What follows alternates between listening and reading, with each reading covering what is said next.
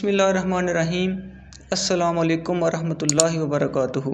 आज हमारा lecture number 6 है। चैप्टर नंबर 3 हमने स्टार्ट किया हुआ था matrices and determinants.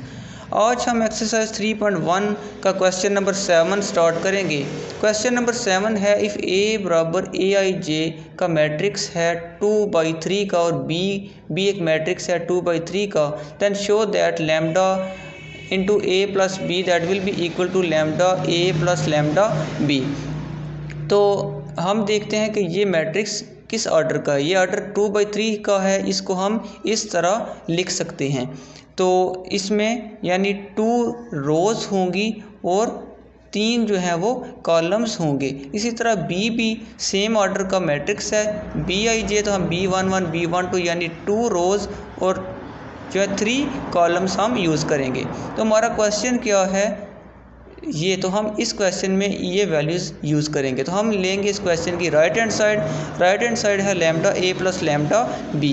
Lambda as it is आएगा, ए की जगह पर हम ये ए की वैल्यू लिखेंगे प्लस लैम्डा और बी की जगह पर हम ये उसकी वैल्यू लिखेंगे। अब हम इस लैम्डा को सारी टर्म के साथ मल्टीप्लाई करेंगे और इस लैम्डा को भी इन तमाम टर्म के साथ क्या करेंगे, मल्टीप्लाई करेंगे।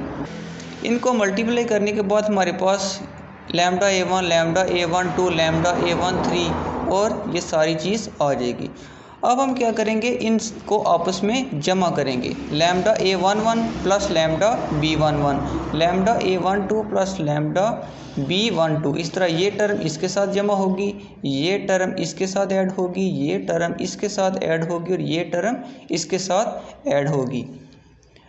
अब हम क्या करेंगे कि इन सारी टर्म्स में हमें पता है कि लैम्डा कॉमन आ रहा है। लैम्डा को कॉमन करके हम बाहर लिख लेंगे और अंदर हमारे पास बचेगा A11 plus B11 A12 plus B12 A13 plus B13 और ये एज इट इज़ आ जाएंगी चीज़ें। अब हम क्या करेंगे कि इसको हम स्प्लिट करके लिखेंगे। इसको हम लिख सकते हैं A11 A12 और A13 और दूसरी टर्म के लिए जमा करके B11 B12 B13। देखें अगर हम इन दोनों को जमा करें हमारे पास यही चीज़ आएगी।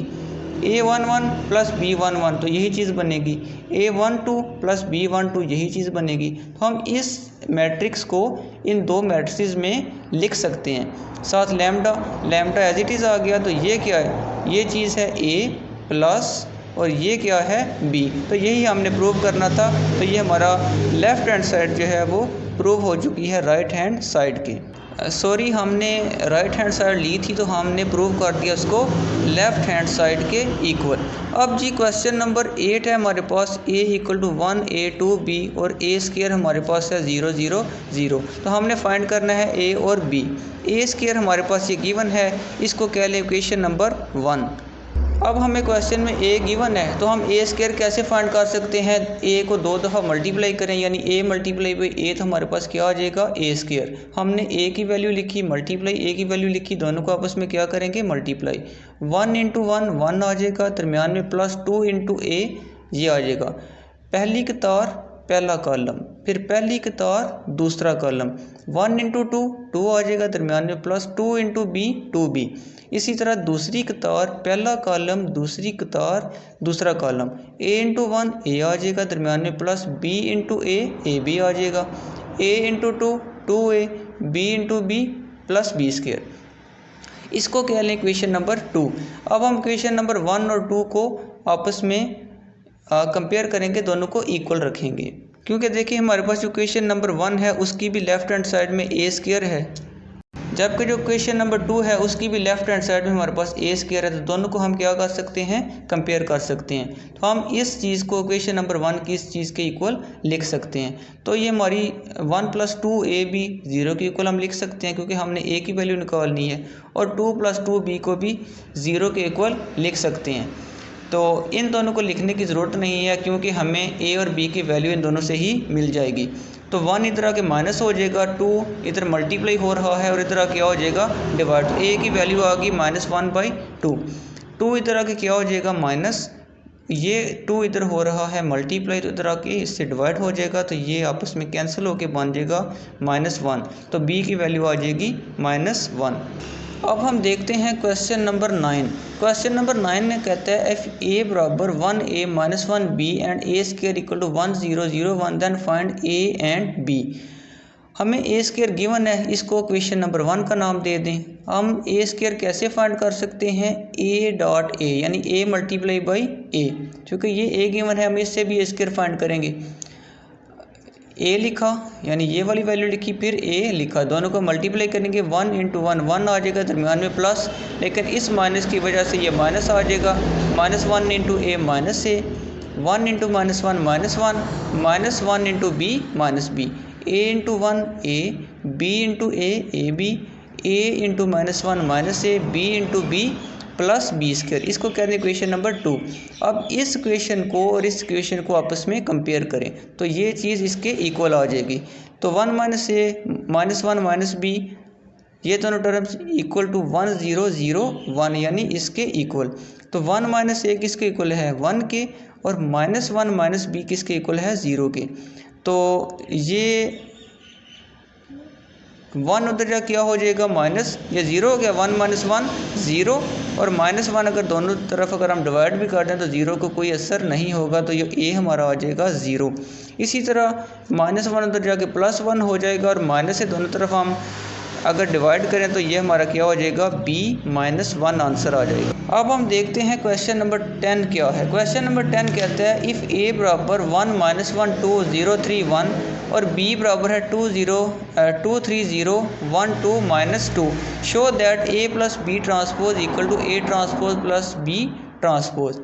सबसे पहले हम a प्लस बी फाइंड करेंगे। a की वैल्यू लिखी, ये मैट्रिक्स, प्लस b की वैल्यू लिखी, इन दोनों को प्लस करेंगे। 1 plus 2 minus 1 plus 3 2 plus 0 0 plus 1 3 plus 2 1 plus minus 2।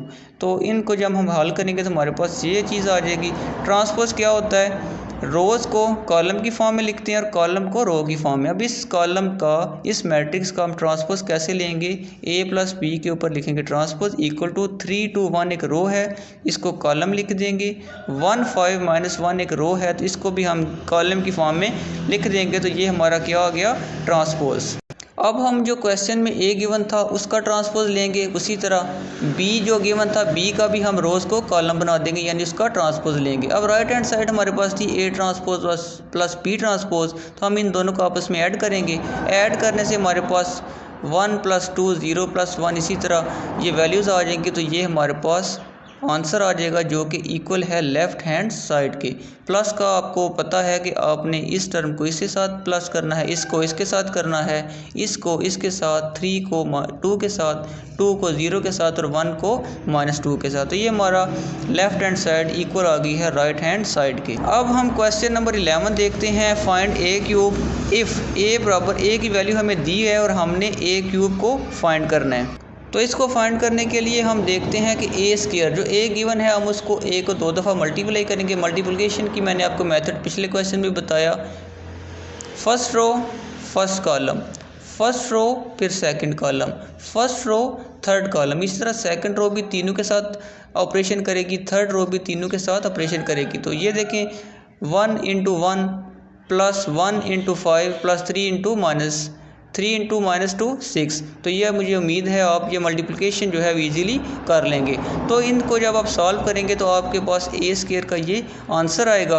अब ए क्यूब कैसे फाइंड करेंगे, ए इंटू ए स्क्वायर, तो क्या बन जाएगा ए क्यूब। तो ए की वैल्यू क्वेश्चन में गिवन है, ए स्क्वायर हमने फाइंड कर लिया है। इन दोनों को भी आपस में मल्टीप्लाई करें। जब आप मल्टीप्लाई करके सॉल्व करेंगे तो आपके पास ये मैट्रिक्स आंसर आ जाएगा। तो आज हमारे 11 क्वेश्चन हो गए हैं। मज़ीद इंशाल्लाह 2 से 3 क्वेश्चन हैं, टोटल 14 क्वेश्चन है। तो वो जैसे ही ये एक्सरसाइज एंड होती है तो मैं सारे के सारे नोट्स जो हैं वो अपने व्हाट्सएप चैनल पे शेयर करूँगा और आपको लिंक डिस्क्रिप्शन में दूँगा, तो आप उधर से उनको देख लीजिएगा। अगर फिर इस लेक्चर में आपको किसी बात की समझ नहीं आई तो आप मुझसे कमेंट सेक्शन में पूछ सकते हैं। Thank you very much.